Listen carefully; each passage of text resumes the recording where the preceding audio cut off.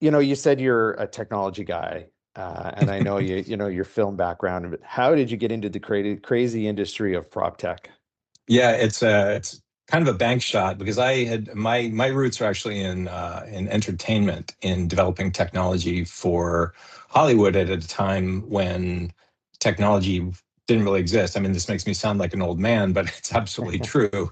I mean, I graduated from Stanford as only the second undergraduate class that had a computer science degree, and so I found myself in Hollywood as somebody who could really bring a lot to the table.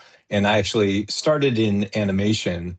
um, so that's a little bit on my background. And the way I got into prop tech was really, again, a Stanford connection. My good friend and former roommate, Bob, had over the years become a real estate broker. He's super intelligent, overqualified in many domains, but he'd been thinking about the process of being an agent.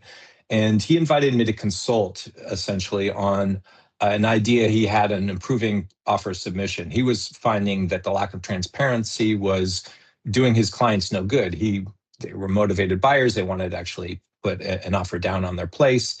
And anyway, we started talking about it. And as we talked, this idea sort of expanded beyond just offer submission. My background in entertainment technology turned out to be a really good fit for the problem.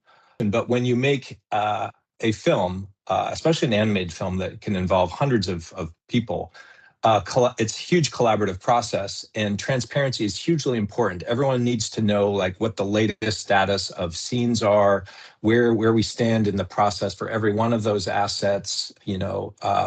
Everyone needs to kind of have a glimpse into the process that they're part of.